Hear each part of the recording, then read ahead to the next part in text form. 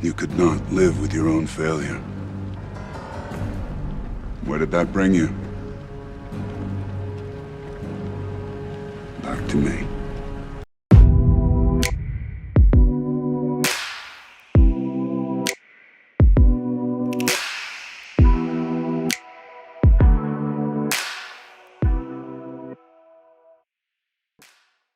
All right, so hopefully you guys are laughing at the intro. Let's go ahead and get into this, man. It's good to be back, obviously. Shout out to everybody here. Let's go ahead and start, man. So, ever since Herman Hulse and Jim Ryan took over PlayStation, obviously they went through globalization, different business tactics. They're doing everything as a single unit. They're no longer branched out like they used to be, where each particular, section was responsible for said games and whatever. No, they're now a global thing where it's legit one mind, one goal type of thing, right? A lot of people have been wondering what's going on with PlayStation. This is a new Sony, basically, right? Everybody said they're going to do the Xbox route eventually, which even I kind of co-signed on as well.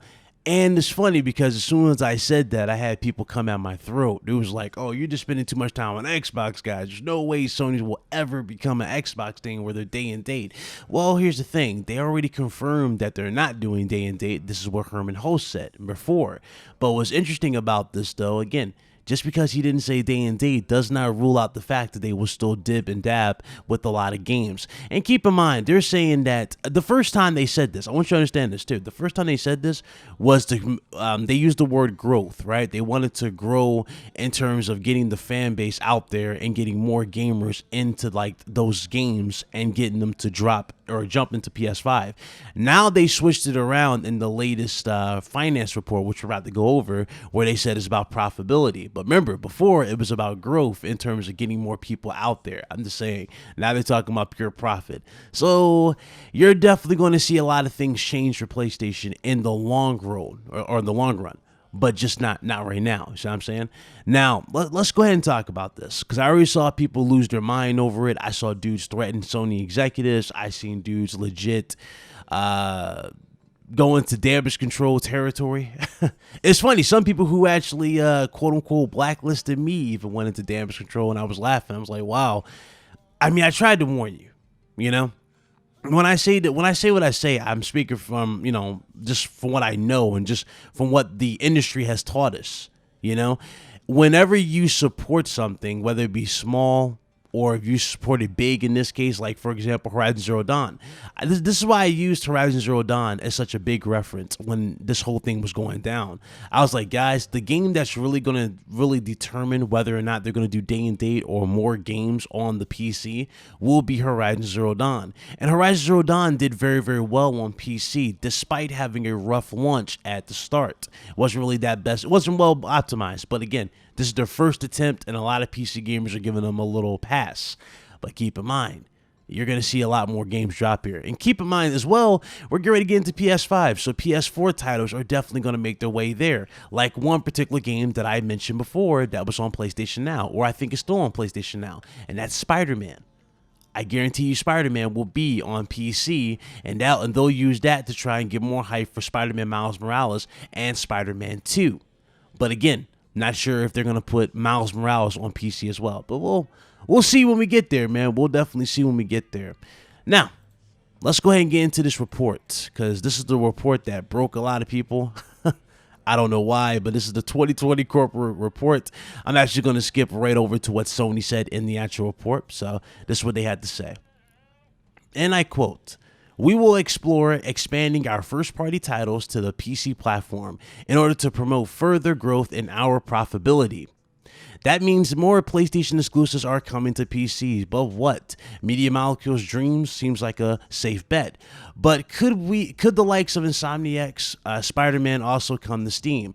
Will games announced as PlayStation 5 exclusives such as Spider-Man Miles Morales, Ratchet and Clank, and Horizon Forbidden West also come to PC? Back in March 2020, PlayStation Worldwide Studios boss Herman Hulse, who was the creator of Horizon, he explained the decision to port Horizon to PC, saying it was about introducing more people to PlayStation. As you guys clearly can see right there, there's two conflicting different personalities, or two conflicting, different ways of looking at it, right? Remember, the first time for Sony right now, they're saying the growth in our profitability. But the first time he said it was to introduce more people to PlayStation. Just saying, man, just saying. Prepare for some changes for PlayStation. Anyway, they continue. I think it's important that we stay open to new ideas of how to introduce more people to PlayStation and show people maybe what they've been missing out on, he said. However, Holst insisted Sony does not intend to follow Microsoft's lead and release all its games on PC and console at the same time. And to maybe put a few minds at ease, releasing one first-party AAA title on PC doesn't necessarily mean that every game now will come to PC, he said. In my mind, Horizon Zero Dawn was just a great fit in this particular stance. We don't have plans for day and date PC releases, and we remain 100% committed to dedicated hardware. That's what they had to say. Now, let's get back to this, and this is where part 2 of this whole argument is going to come into play. What did I say about Microsoft and Sony? When I compare Microsoft and Sony, I always give you guys the two different business strategies that they're going about it. Sony's strictly cares about hardware, they care about software, and they care about service growth. Whereas Microsoft, they're putting a bigger emphasis on the subscription and software growth versus the hardware. See what I'm saying? This is why Game Pass is such a big flagship thing that they're pushing, and that's what they want to push. They're not pushing hardware as hard as you would think. They're not doing that. And a lot of people are confused by it. I get it. I understand a lot of people get mixed up in this all the time. It's fine. But this is really what it is. And this is why I always stand where I stay. You know what I'm saying? Sony's all about strictly about hardware. PS5 is a big vital component in their profit and how they go about it. Microsoft does not necessarily rely on Xbox. They rely heavily on software and the subscription. That's what they're going for. And ironically, yes, they're not making that much money from Game Pass. That was already confirmed, but they're looking at it for the long-term haul, if you get what I'm saying.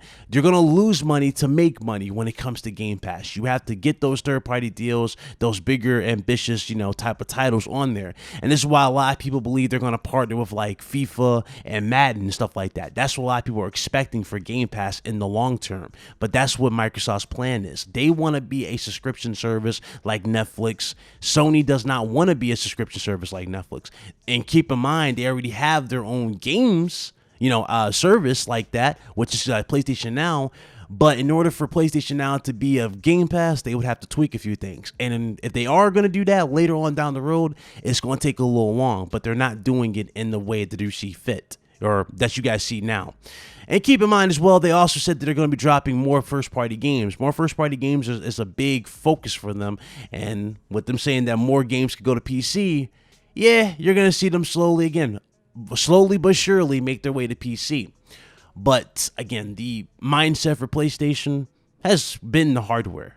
It's already been the hardware. But I guess the question in the back of your minds, and of course in everybody's mind, is, but for how long is the hardware going to be the big focus? And my thoughts with that is very simple.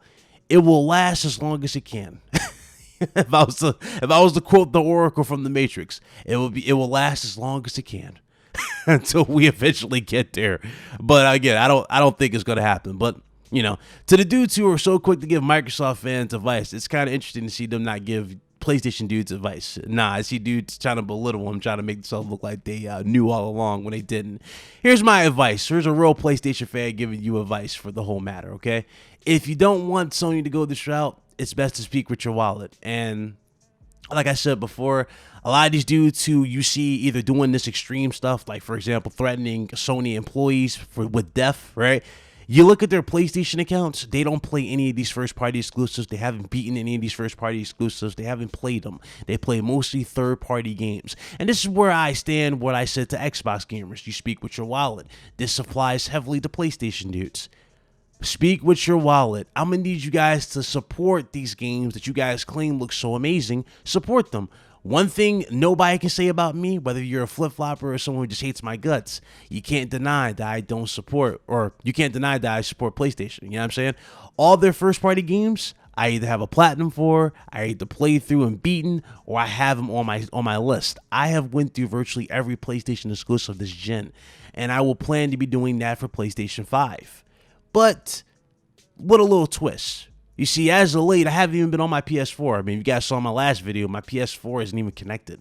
I've been on the rig because I've been tweaking stuff, but really, I've been gaming on the PC a little bit, and honestly, I've gotten a little too laid back. But obviously, I got to go back on my console to finish some stuff up. But you already know how that is. That's a gamer's life right now at the end of the day. It's our preference. So that's just my take. Honestly, that's my take. Ironically, my last video before this, like the last recording before I redid this for this right now, was over the top. I was like, nah, we ain't gonna be over the top because like I have no patience for it. I just don't care to go over the top. I'm just gonna be logical for you guys like I always do. But anyway, that's it. My time is up. Let me know what you guys think in the comment section below. Shout out to you guys who are new. Appreciate you. See you guys later. Deuces.